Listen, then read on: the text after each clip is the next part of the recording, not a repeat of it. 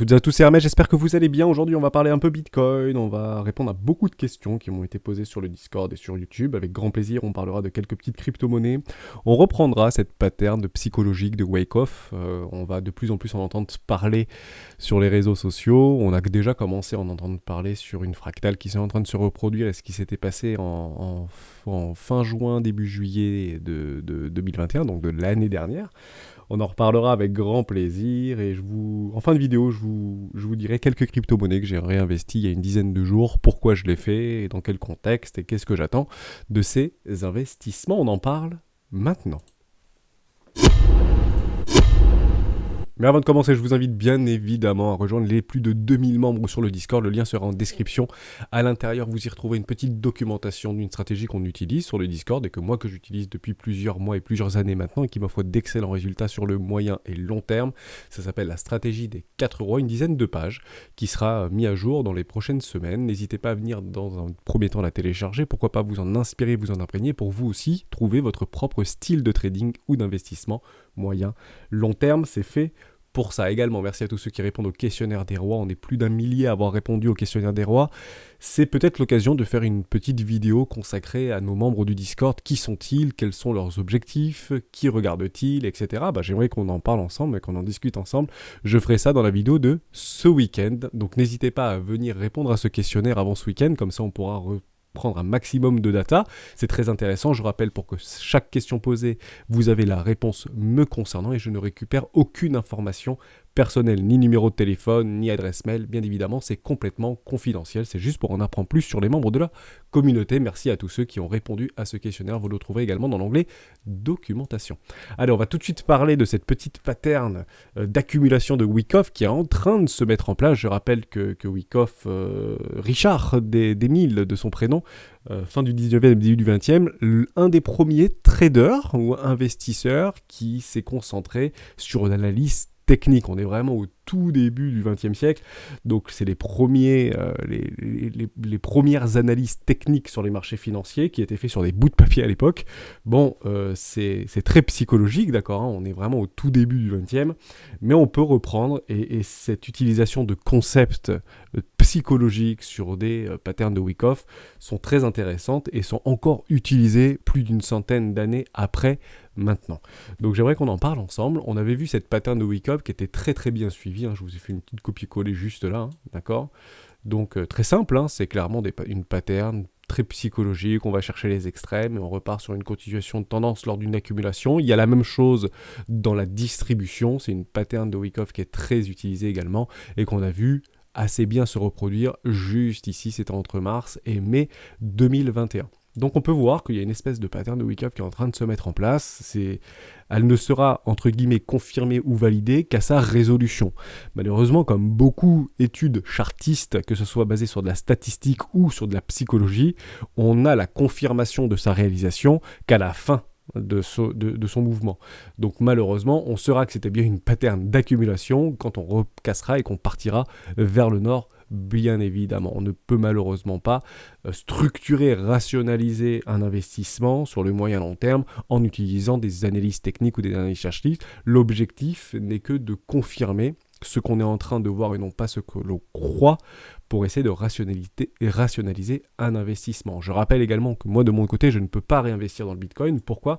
Puisqu'on est beaucoup trop haut, on est dans un suivi de tendance actuellement, et je ne rachèterai du Bitcoin que dans des zones de rechargement d'achat long terme que j'utilise par rapport à des retracements de Fibonacci. J'avais fait une vidéo là-dessus un dimanche sur les Fibonacci de A à Z. N'hésitez pas à la retrouver dans la petite playlist. Donc je commencerai à acheter moi ou à racheter dans ces configurations marché du Bitcoin, si cela m'en est possible, à partir de 28 500 $ à peu près, jusqu'à 17 000 $, voire les 10 500 $. Je ne dis pas qu'on va y aller, je dis que je commencerai à m'intéresser, à me réintéresser au Bitcoin quand on viendra dans ces zones de prix. Si on part sur un nouvel ATH, à ce moment-là, très simple, je prendrai mon Fibo et je tirerai mon Fibo jusqu'au précédent top de marché provisoire et je retracerai des zones de rechargement classe éco et première classe. Ça, c'est concernant ma stratégie. Par contre, si vous regardez sur plein de petites altcoins qui sont capitalisées à moins de 1 milliard de dollars actuellement, il y a des trucs qui sont très intéressants en première classe, en classe éco, avec des jolies structures qui sont en train de se positionner, sur de la réaccumulation, toujours sur quelques patterns de Wyckoff. D'ailleurs, il y a un des membres du Discord que je remercie qui a qui a partagé cette figure ou cette accumulation de Wyckoff, notamment sur Dodo, et c'est d'ailleurs une petite asset dans laquelle j'ai réinvesti récemment. Voilà, on en parlera en fin de vidéo si vous le souhaitez. Très intéressant. Très intéressant. Donc on peut voir complètement cette petite pattern en train de se remettre en place. On avait effectivement ce précédent creux juste ici, on va chercher un low, derrière on remonte pour aller chercher un nouveau creux, c'était juste ici sur un précédent height, on crée créellement un range, on va chercher les extrêmes, c'était très intéressant, et on part sur une continuation de tendance haussière, c'est clairement ce qui s'était passé ici. Et on est en train de voir une chose assez équivalente qui est en train de se passer là. Alors vous allez me dire oui, mais ça veut dire qu'on va aller chercher les extrêmes. Il est malheureusement très probable qu'on aille tôt ou tard chercher ces extrêmes proches des 41, 42 000 $, 43 000 $. Pourquoi? Parce qu'il y a énormément de comptes, encore une fois, notamment sur Binance, qui est pour moi l'échangeur phare au niveau mondial. Plus de 75% des traders amateurs et confirmés sont sur Binance actuellement. Donc on peut indirectement se fier à ces datas, encore faut-il qu'elles soient bonnes. Encore une fois, ce n'est pas forcément des chiffres complètement exacts, mais ça nous donne peut-être une tendance et encore une fois un billet psychologique supplémentaire pour se dire est-ce que c'est le bon moment ou est-ce qu'on a encore un petit peu de temps avant d'investir parce qu'on n'est pas à l'abri de se prendre un moins 10, moins 15% dans les dents sans remettre en cause la tendance de prix qui est actuellement haussière sur le moyen long terme. On peut y aller tout de suite. Moi, j'aime bien utiliser sur les Binance futurs, donc ce sont sur les dérivés de Binance, là où on met des leviers généralement d'achat ou de vente. On voit qu'on bat des records d'open interest. On est à plus de 80 000 bitcoins actuellement leveragés sur la plateforme.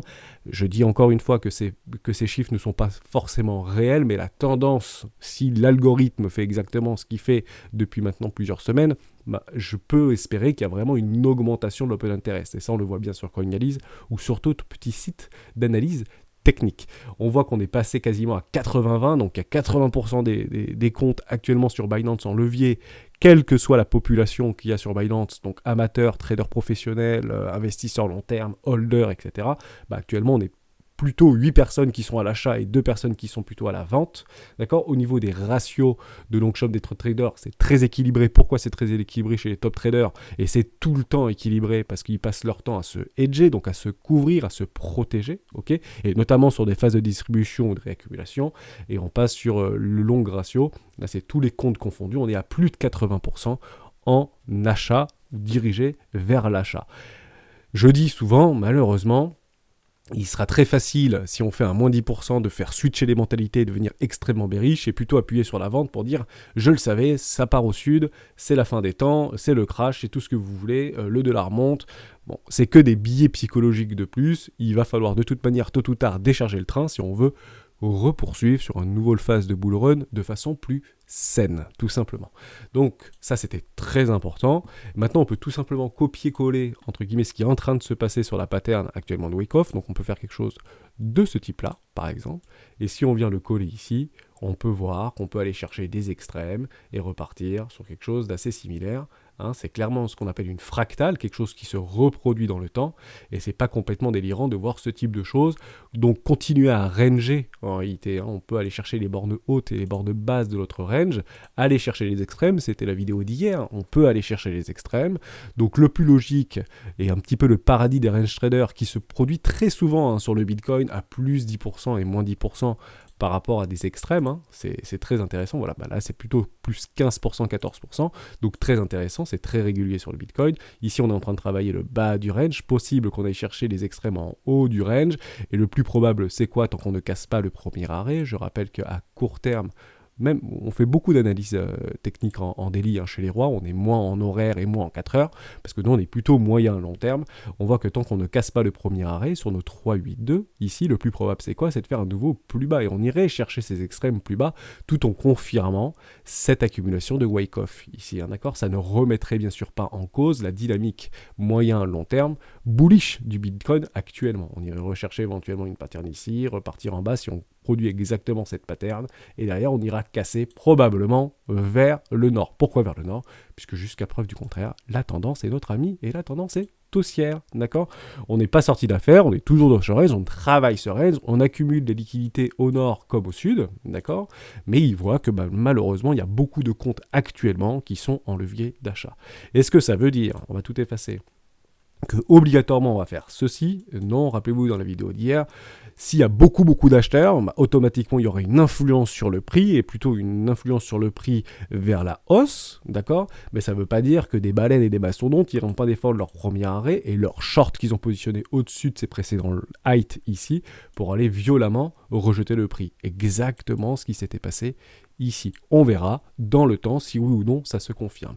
Maintenant, à savoir si on est complètement mûr pour aller chercher et faire de nouveaux ATH actuellement, pour moi, non. Mais si on vient à casser les plus hauts ici, très clairement, à casser le premier arrêt, structurer un pullback, charger très fort le train d'achat, entre guillemets, rentrer dans une phase qu'on appelle une phase de FOMO, il est très probable, et je dis bien il est très probable, qu'arriver sur une zone de rechargement de vente logique entre les 618 et les 880 et les 786, d'aller chercher ici un edge position pour couvrir son capital, parce qu'il y a des personnes qui vont très probablement, et des mastodontes qui vont très probablement vendre massivement cette zone de prix ici, si le train est trop chargé. Et ce qui se passerait dans une probabilité accrue, je vais dire du 60-40, 60% de chances que ça se produise, 40% de chances que ça ne se produise pas, et qu'on fasse de nouveaux sommets, si la demande est telle et qu'il y a des éléments fondamentaux extérieurs, type, je sais pas, Elon Musk achète 10 milliards de dollars de Bitcoin, très clairement, le train pourra être chargé, très probablement qu'on fera des nouveaux sommets. Mais c'est généralement pas ici qu'il va falloir acheter, hein. Ici, c'est plutôt des phases de vente et des zones de vente complètement logiques pour repousser le prix très fortement. On n'y est pas, on va attendre un peu, mais actuellement c'est très intéressant de voir cette petite pattern de Wyckoff actuellement se mettre en place. Pour ceux qui sont intéressés par cette méthode, hein, vous avez sur Binance Academy, je mettrai le lien dans la description, toute une explication qui est plutôt bien faite, qui est facile à lire, hein, sur Binance Academy, j'aime mieux utiliser ça, il y a plein d'informations très intéressantes sur le trading, sur l'investissement, etc. On vous explique un petit peu toutes les phases de Wyckoff, comment ça se passe. J'ai lu ça, j'ai trouvé ça très intéressant et je voulais vous le partager, bien évidemment. Donc ça, c'était côté Bitcoin. Donc on ne casse pas le premier arrêt, le plus probable c'est quoi? D'aller voir des nouveaux plus bas et aller voir les extrêmes, et ne pourra pas aller chercher cette petite target aux alentours des 42 000, 41 500 $. Ça fait plusieurs semaines qu'on en parle. Ça, c'était très important. On va poser une question sur les résultats de Hermès. Pendant toute l'année 2021, de bons résultats pour moi. D'accord, malgré ma faible exposition sur les marchés crypto, puisque j'avais beaucoup de cash moi encore en crypto, j'ai fait à peu près plus 90% sur un objectif théorique annualisé de plus 50%. J'ai un objectif théorique de plus 50% sur mon portefeuille crypto pour les 20 prochaines années. Voilà, alors il y a des fois je ferai bien plus, il y a des fois je ferai bien moins, voire du négatif, et je suis complètement préparé à ça. Mon objectif 2021 de plus 50% sur mon capital a complètement été atteint, puisque j'ai fait plus 90%. D'accord ? D'ailleurs, beaucoup d'entre nous qui étaient sur les marchés financiers en 2020, je crois, c'était mars 2020, ont parfaitement récupéré leurs investissements malgré le crack Covid. À la fin 2020, on a été extrêmement bénéficiaire également. À ce moment-là, j'avais aussi pulvérisé mes objectifs et j'étais extrêmement content.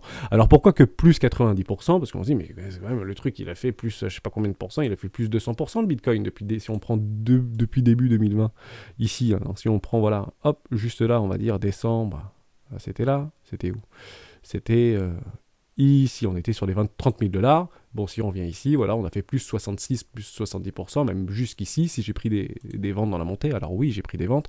J'ai fait mon gros, en fait, sur le Bitcoin, mais plutôt en 2020. Et sur 2021, j'ai plutôt fait des jolis investissements sur les altcoins, hein, notamment sur Phantom, sur d'autres crypto-actifs qui étaient très intéressants, où j'ai pris massivement des profits, qui je suis toujours engagé, mais je ne suis pas surexposé actuellement sur les marchés crypto. Voilà, j'ai à peu près 45%, 46% de mon capital qui est investi aujourd'hui sur les marchés crypto, mais j'ai quand même réussi à faire une plus-value latente actuellement, hein. J'ai pris des profits, mais si ça craque, ça craque, hein. Si le marché fait moins 50%, vous prenez le résultat et vous enlevez à peu près 50%, hein, bien évidemment, un peu moins, mais j'ai 47%, à peu près 46% de mon capital actuellement investi sur les marchés crypto. Très peu sur le Bitcoin, mais très bonne année pour moi, je suis très très content, alors que le truc depuis les 30 000 $ a fait plus de 130%. Non, j'ai bien suivi la course, j'avais bien shorté en fait ici, et j'avais pris un edge opposition ici, donc ça veut dire que lorsque mon capital est arrivé ici, je l'ai conservé à quasi l'exactitude ici, et j'ai reprofité de cette montée-là, tout simplement. Par contre, les marchés crypto sur les altcoins ont été beaucoup plus ont retracé beaucoup plus en profondeur. Donc j'ai quand même un peu plus perdu sur les marchés crypto, malgré mon hedge position, un petit peu sur Ethereum et beaucoup sur Bitcoin, bien évidemment. Mais le résultat est pour moi extrêmement convenable. Je suis très content. Non, je ne suis pas, on ne devient pas millionnaire sur les marchés crypto en moins d'un an. Il faut des années. Et juste pour vous donner un tout petit exemple, si aujourd'hui vous estimez avoir un capital engagé sur les marchés crypto aujourd'hui à peu près de 10 000 euros, si vous faites 50% de plus-value sur les marchés crypto, ce qui n'est pas systématique sur les 5 prochaines années, votre capital de 10 000 euros se transforme en 75 000 euros. D'accord, en bout de 5 ans, si vous avez un taux de performance d'à peu près 50% par an, ce qui est extraordinaire. C'est très important. Faire des plus-values latentes de plus 50% en moyenne annualisée sur un an, enfin sur les 10 prochaines années, c'est un excellent résultat. Je rappelle, alors c'est possible sur les marchés crypto, c'est moins possible sur les marchés actions, malgré un travail sur des zones éco, des zones de rechargement, là où personne ne veut acheter, où on met le maximum de chances de réaccumulation de notre côté, bien évidemment. Je rappelle que les meilleurs traders au monde font environ 20% par an de plus-value, d'accord ? C'est des profits ou des bénéfices de plus 20% sur un capital donné au moment donné T. Voilà, c'était juste ça. Donc, oui, on est un peu plus fous, entre guillemets, on est un peu plus des guerriers, on est un peu plus des warriors sur les marchés crypto, c'est normal, c'est latent, il y a des rendements qui sont très très importants, mais malheureusement, c'est aussi, le risque va dans les deux sens. Ça peut faire des très grosses plus-values, mais ça peut aussi faire de très lourdes pertes, bien évidemment. Voilà. Donc j'espère que cette nouvelle année se passera bien pour tout le monde, qu'on ne repartira pas trop tôt en bear market. Et si ça devait être le cas, à ce moment-là, on sera là pour en parler et on verra quelle stratégie on met en place à ce moment-là pour pouvoir faire, nous, de la réaccumulation. Et les investissements latents d'aujourd'hui et de demain seront peut-être les profits exorbitants dans 3 ou 4 ou 5 ans sur un nouveau cycle du Bitcoin, si ça ne devait pas se passer comme ça devrait se passer dans la dynamique de prix actuelle qui est totalement haussière, je le rappelle. Voilà, ça c'était très important de faire un petit point là-dessus. Je suis très content de mon année, bien évidemment, et je suis très content d'avoir créé cette communauté. Et je suis très heureux d'avoir des investisseurs moyen-long terme qui comprennent ce que j'essaye de vous témoigner, que vous soyez expérimenté ou moins expérimenté. Et ça, c'est une belle victoire pour moi. Je suis très très heureux de vous parler au quotidien des marchés financiers, notamment du Bitcoin. On voulait parler de Dogeland, c'est le petit Elon. Eh ben on va parler de Dogeland, de la petite crypto d'Elon, mais en fait c'est pas du tout la crypto d'Elon, on est bien d'accord. On va aller voir sur CoinMarketCap, parce que c'est un petit peu la même chose que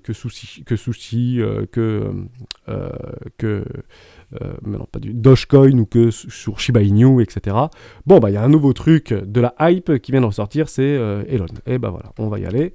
Donc qu'est-ce qu'on attend sur Elon ? Est-ce que c'est intéressant d'investir ou pas sur du Elon ?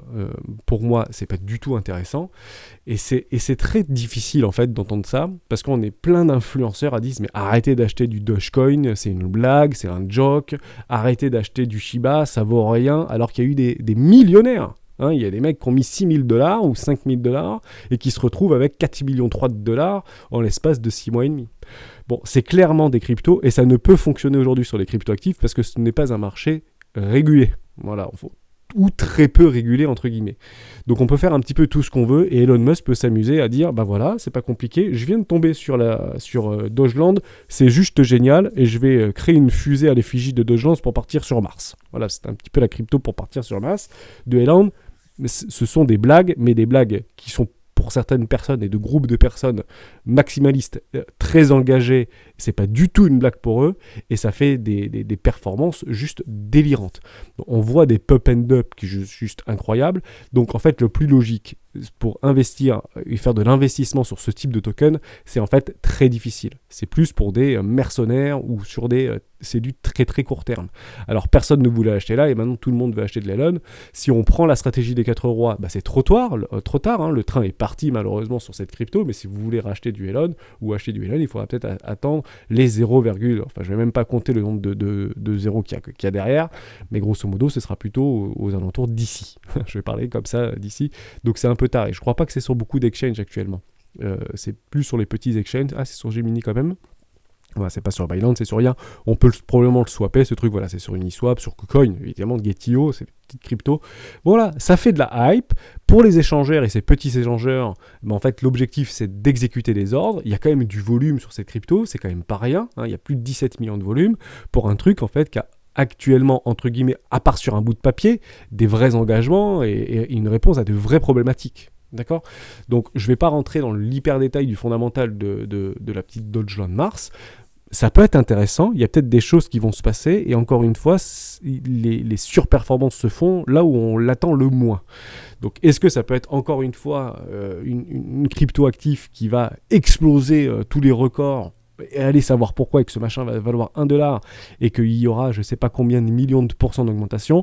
C'est pas impossible, mais il faut qu'il y ait des gens type Elon Musk derrière qui disent Shiba c'est nul, Elon, c'est la meilleure crypto. Voilà. Et en fait, c'est les gens qui investissent là-dedans, vous pouvez être, même s'ils sont extrêmement intelligents, qui ont bien regardé le fondamental, et ce que je dis, je parle par rapport à une expérience passée de quelque chose qui n'est pas forcément totalement rationnel, d'accord ? Mais ça tombe bien, les marchés ne sont pas du tout rationnels, de toute manière. Ça peut être complètement fou, d'accord ? On peut partir sur des valorisations stratosphériques pour ce type de choses, mais il faudra accompagner ce mouvement par des news fondamentales très fortes. Un type, voilà, Elon Musk qui dit je finance ma fusée avec ça, enfin j'en sais rien, on peut imaginer tout ce que vous voulez, mais il faudra vraiment, et c'est malheureusement ça qu'on attend. Et c'est je pense, sur une vision moyen-long terme, pas le type de crypto malheureusement dans laquelle on peut réellement investir de façon rationnelle. Par contre, mettre 0,5% de son bag là-dedans parce qu'on pense que ça peut encore faire comme de Shiba, et comme on dit jamais 203, ça a fait Doge, ça a fait du Shiba, et bah pourquoi ça fera pas du Elon? Peu importe si c'est une arnaque derrière, peu importe tout ce que vous voulez, si vous prenez très rapidement vos profits et que vous êtes dans le bon move du swing, à ce moment-là, pourquoi pas? Mais derrière, ne pensez pas dire je vais hold du Dogecoin pendant les 10 prochaines années. Je ne pense pas que ce soit un excellent candidat. Je ne dis pas que ça ne peut pas faire des valorisations stratosphériques. Je dis que par rapport à tout ce qui nous est proposé aujourd'hui sur les cryptoactifs, ce n'est pas forcément le meilleur candidat d'un point de vue rationnel pour investir sur le moyen long terme.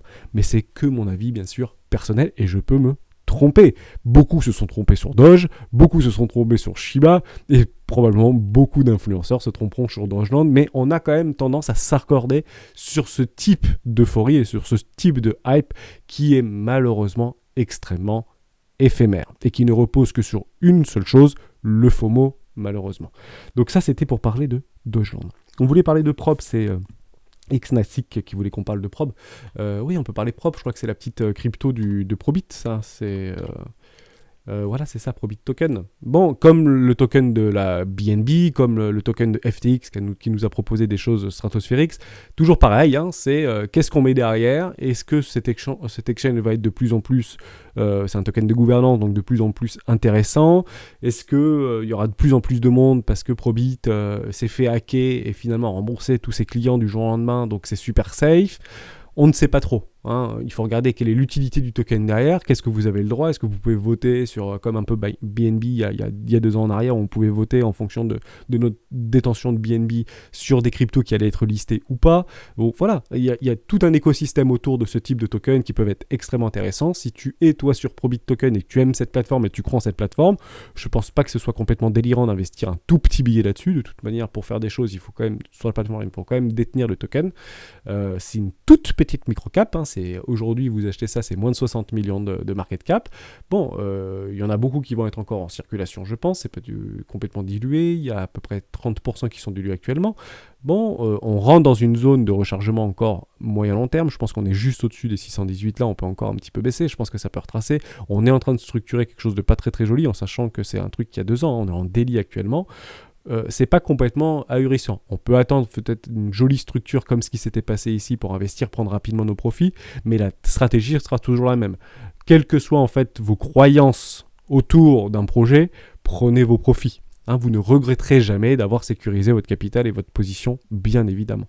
Mais voilà, un petit jeton très intéressant, pourquoi pas, hein, au même titre que FTX, que KuCoin, que Binance, que tout ça. Ils connaîtront très probablement, dans un avenir plus ou moins proche, peut-être leurs heures de gloire, on ne sait pas, où disparaîtra. Hein. Qui sait que Probit Token ne disparaîtra pas avec son exchange parce qu'il s'est fait hacker, il peut pas rembourser ses clients et puis ciao quoi. C'est clairement le risque qu'on prend. C'est pour ça qu'on ne met jamais all-in sur une idée d'investissement. Hein. On met juste une toute petite part de son investissement pour justement en fait se prévenir de ce type en fait de choses, d'événements fondamentaux externes dévastateurs.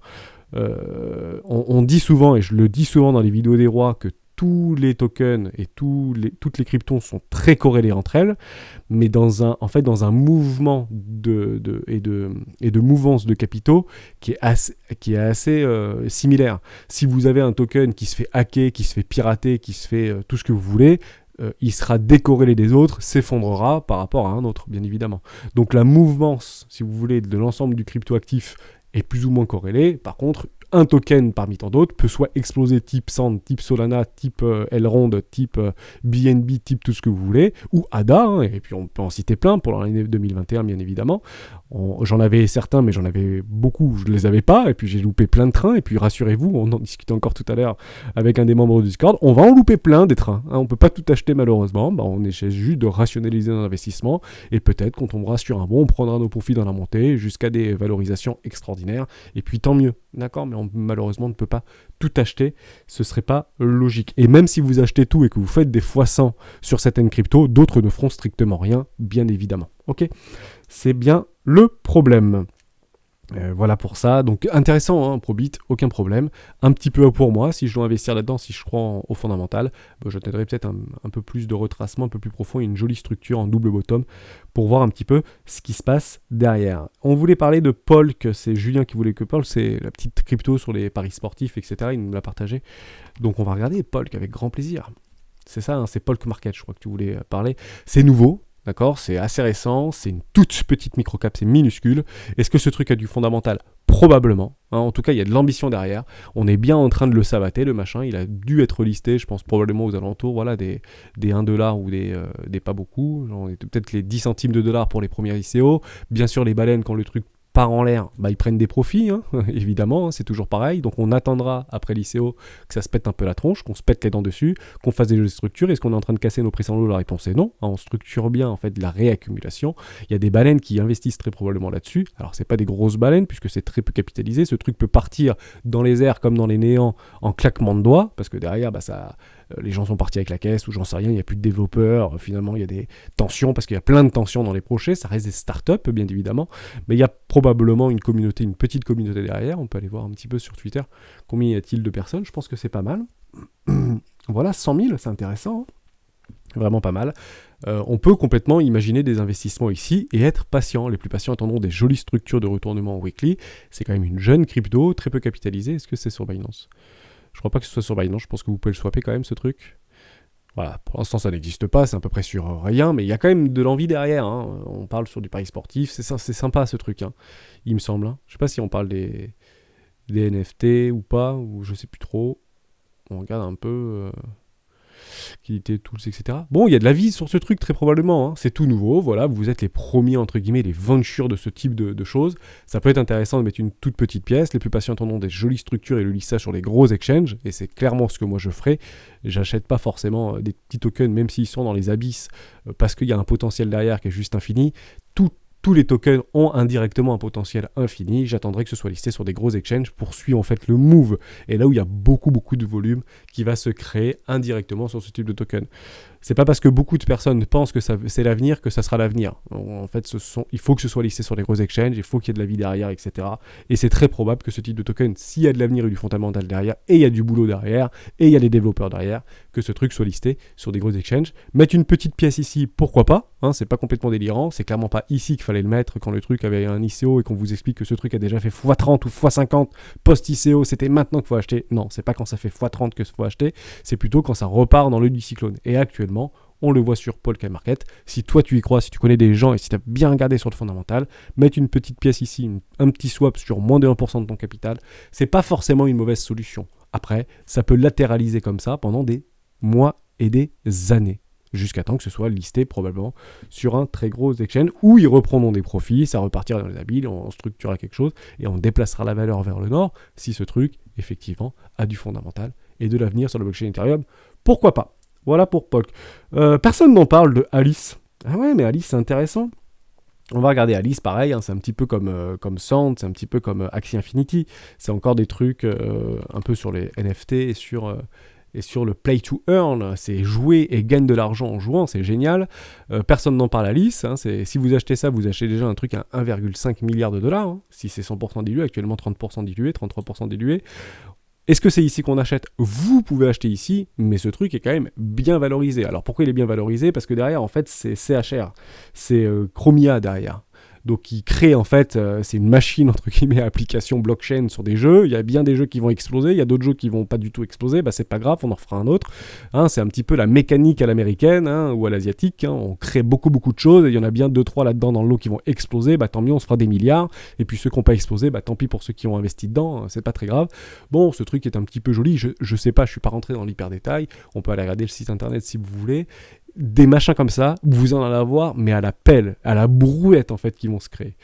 On ne pourra malheureusement pas investir dans tous ces projets-là, c'est pas possible, sauf ceux qui vous ressemblent, qui partagent vos valeurs, et ça c'est pas complètement impossible. Je sais pas si tu joues à ce jeu-là, peut-être qu'à toutes les 4 minutes on va planter un arbre en Amazonie, enfin j'en sais rien, on peut imaginer quelque chose comme ça, des choses un peu écologiques, des choses qui répondent à des vrais problèmes sociétaux. Il y a plein de petits trucs comme ça qui vont apparaître, c'est très intéressant. Moi je dis pas complètement le contraire, je dis pas que c'est le cas d'Alice, mais je dis juste qu'il y a des choses qui peuvent se passer dans le bon sens, et je pense qu'on en passera par là pour avoir une acceptation de masse par rapport à ce type de tokenisation ou de play to earn, etc., pour faire accepter la blockchain ou pour faire accepter cette technologie. Ça en passera notamment par le jeu, bien évidemment, par le pari sportif, ça en passera par tout ce que vous voulez, mais techniquement, on ne peut pas investir là-dedans à chaque fois. Toi, si tu es intéressé par ça, pourquoi pas? Alors qu'il y a quand même beaucoup de personnes derrière, je crois que c'est plus de 100 000 aussi, pareil, une communauté sur Twitter de plus de 100 000 personnes. Mais bon, une mécanique bien, ouais, 175 000, enfin il y a du monde derrière. Mettre un petit billet là-dessus, je dis pas non, je dis juste qu'il faudra peut-être, je crois que c'est sur Binance quand même. Hop, j'ai pas le droit de parler de Binance. Ça pète. Aïe aïe aïe. On va regarder un peu, on va revenir. Oui, c'est sur Binance, donc c'est très bien.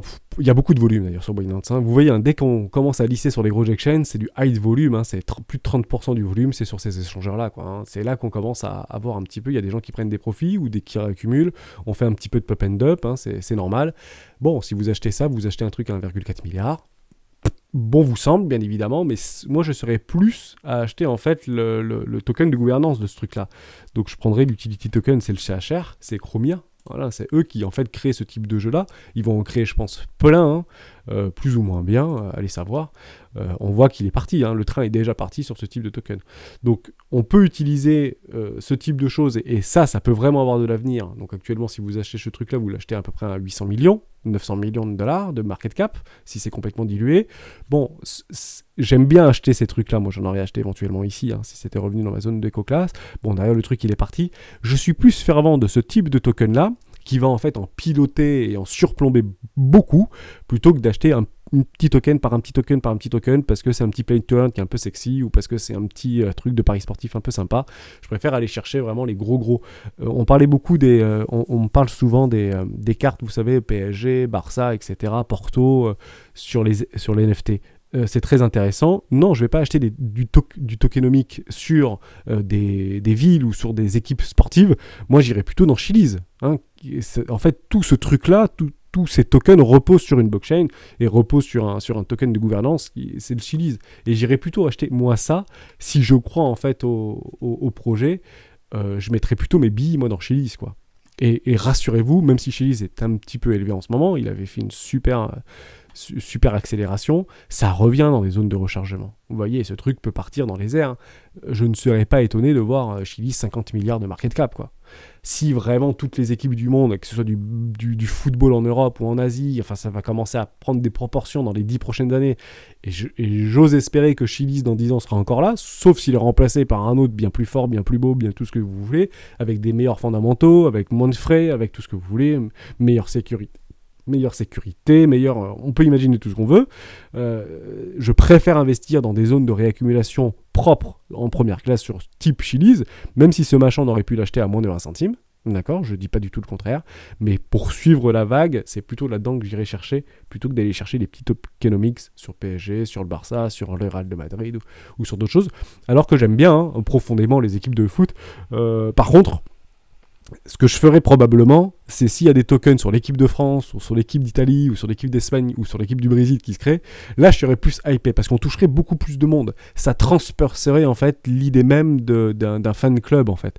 On sera plutôt dans une équipe nationale, je pense que ça va arriver, c'est évident. Et très clairement, je préfère avoir le maillot de l'équipe de France plutôt que le maillot de Marseille, le maillot de Nice ou le maillot du PSG. D'accord ? Même si le maillot de Messi c'est bien vendu pour le coup. Mais c'est plutôt dans ce style-là en fait que j'irai chercher des tokens un peu fan club, parce que bon, je donnerai ma petite pierre à l'édifice et puis ça récompense un petit peu tout l'univers et tout l'état d'esprit blockchain. C'est un petit peu l'idée. Voilà pour ça. On a fait un peu le tour.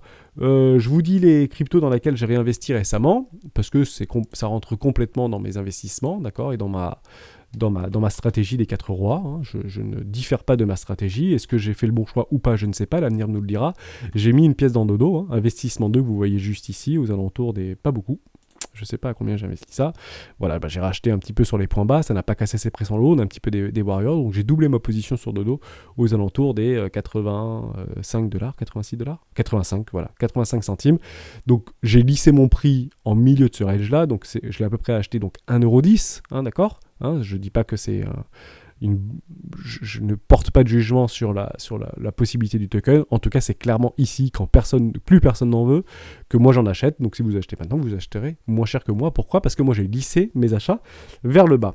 Et j'ai racheté du comp aussi, du compound. Bien évidemment, c'est une asset que j'apprécie particulièrement, je pense, qui est complètement sous-estimée, sous-évaluée, très clairement, je vous le dis en toute honnêteté. Donc j'ai remis un investissement juste ici, à peu près pareil, sur les moins de 200 $. J'ai dit si ça repart en dessous de 200 $, même si ça clôture en dessous, malgré les structures qui sont pas très très jolies sur Compound, je remettrai un investissement ici. Je l'avais acheté un peu haut, je crois, sur les 618 ici. Bon, il est vraiment bien lissé mon achat. On vient chercher des lignes de coût complètement logiques juste ici. Je pense que ce truc est sous-évalué, je peux me tromper. D'accord, j'avais bien regardé le fondamental il y a quelques mois, quelques années là-dessus. C'est pas sans moi, Compound. Je pense que ça peut partir. Et je veux pas que ça parte sans moi. J'ai racheté un peu de Horn également. Toujours pareil, dans la même stratégie. Vous savez, moi, c'est très mécanique. J'en avais acheté proche des 618. Ici, j'ai pas mes...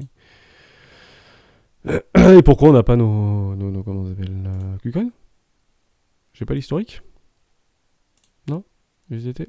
Bon, si, voilà, c'est là, voilà, j'ai remis un investissement ici sur Horn. Je l'avais pas noté, ça doit être sur une autre charte. Bon, c'est pas grave, je sais que mon ordre est passé, je l'ai pas dû le noter, aux alentours des 5 $. Voilà. Donc j'en avais acheté ici sur les 7,5 $, j'en ai racheté à peu près 5 $, un peu moins de 30%, je pense, que ça m'avait pris. Mais à mon avis, ce machin, voilà, exactement, moins 35%, j'aime bien.